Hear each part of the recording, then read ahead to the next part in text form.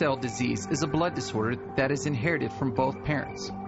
This disorder is more common in certain ethnic groups, such as African Americans, Arabs, Greeks, Italians, Latin, and Native Americans. Normal red blood cells are very flexible and are circular in shape, resembling a donut. Their flexibility and shape allow them to travel freely through small blood vessels called capillaries.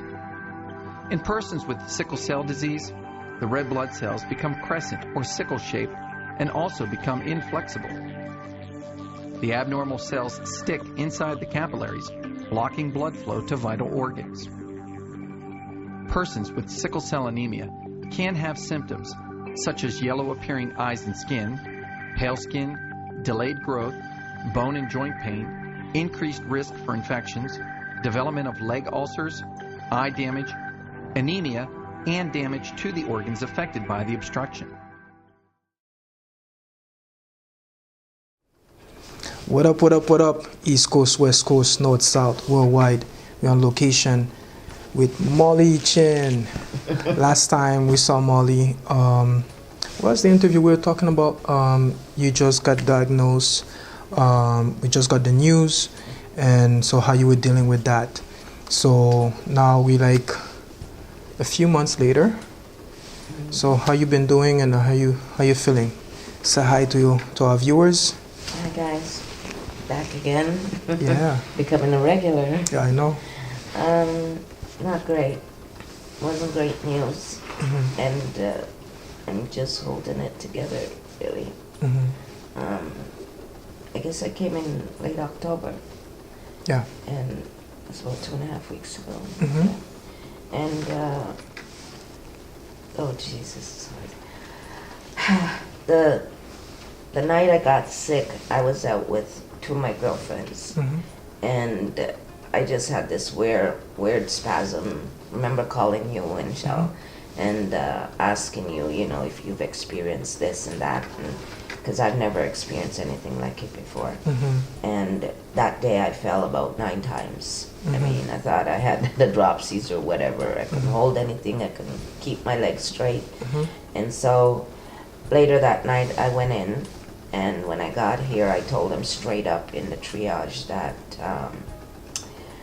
I didn't think it was sickle cell related, because I've never felt anything like it before. Mm-hmm. I was having sickle cell pain, yes, but the main reason I came in was because of these spasms and stuff.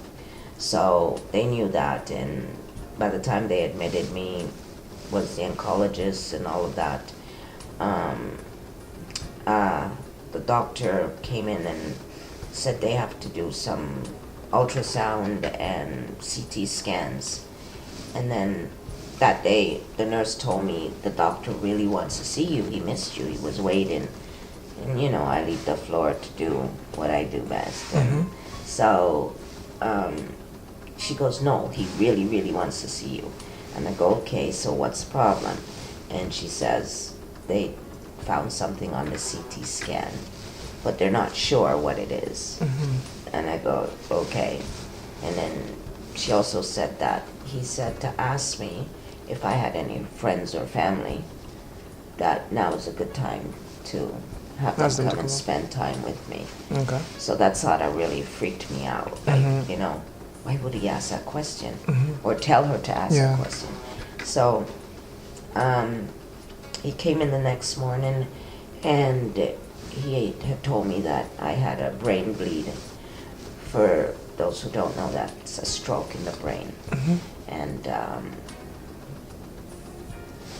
it's hard because I ended up with seizures, and then they wanted to take an MRI and more tests and everything else. So we did that, and then he was sending me to my regular treatments for my radiation, and he wrote something on the paper he was sending me with, and I thought it's suspicious. He sealed the envelope, and he knows me. I'm nosy. I want to know what it is. Anyways, I got to my radiation specialist, and I told her I was very upset because I didn't know what questions to ask. When you have cancer, it's like it doesn't come with a book, and when they tell you this, it's like the time they told me, I didn't ask when, where, why, or how. I was just going with yes, yes, yes, yes, and that was it. And so now I told her, I don't know the questions, I don't know the answers, so therefore I feel like I'm in the dark. So they weren't going to get any more help from me unless they were straightforward with me. So she says to me, okay, she said she's going to be straight up with me. But what did the doctor told you? Well, he just said to me that they had found something but didn't know what it was, right? But this doctor now, she said, okay, I'm going to be as clear as I can be. And she says, well, due to the second bleed, it has metastasized. So the name of the metastasize, I went, what does that mean? And they said, it's moving around, like it's spreading. Spreading, okay. So I said, spreading? And she says, yeah. She says, you have gone from stage 3 to stage 4. So what does that mean for those who don't know what stage 3 to stage 4 means? Well, mine has now metastasized to the brain. So I now have a tumor on the brain. So it went from your lungs to your brain? Yeah. Okay. So, I mean, with stage 3, there's a 5% with treatment of radiation, or if it was chemo or whatever, that there's 5% survival. Without treatment, there's 3% survival rate. So I was getting the radiation to reduce the size of the mass, which was over the size of a golf ball. And that down the road would help me to breathe better. So I wouldn't have any breathing problems as this thing got worse, right? So, but there was also a survival rate. And now that it went to stage 4, that's as high as it can get. And having the tumor in the brain, due to my sickle cell, I can't have chemo because chemo would strip our immune system, which is already stripped. Surgery was out of the question because they can't put me under anesthetic for more than an hour. And the only option I had was the radiation, right? So I knew somewhere deep down that I was going to see stage 4. I knew that, but I didn't think it would be this quick. So how you feeling and how you dealing with all of that? Because it's a lot for somebody to take. It's a lot of, I guess, bad news.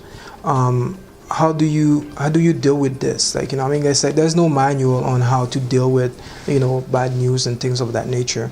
What would you like to people to know? It's like, how do you overcome something like that? I don't know. I don't think I've overcome it. I don't think I've overcome it. The doctor looked at me and she just said, I'm going to be straight up with you.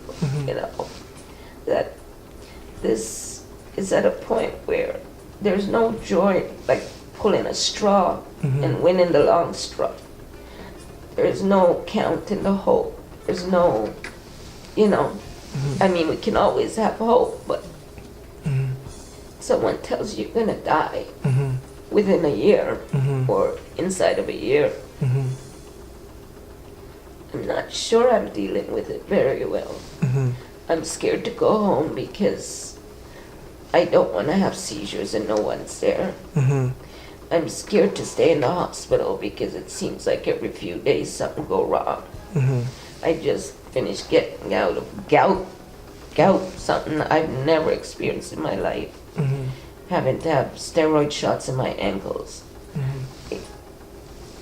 And then, they're telling me, she says, the traveling that I want to do, she goes, anything at all you want to do, it's better sooner than later. And I said, I want to see what the doctor wrote on that paper. And she just said, simply, how much time? And I guess he didn't want me to see that because he really respects me. I've been through a lot. And he said that. And he says if anybody's going to beat it, it would be me. I don't think I have that energy to fight, number one.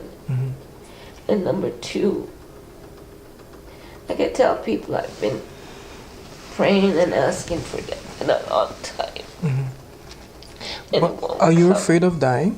No, I'm not. I just don't want to suffer I don't want to be gasping for air. I don't want, you know. I just wish they could just give me a needle and make me sleep. And are they offering you that? Like, you know, they have, like, you know, assisting death or something like right that? to die. Yeah. Well, what? That law is very controversial. Have you spoke about that with your doctor? Not really. I wanted to say something. It's like there's a YouTube,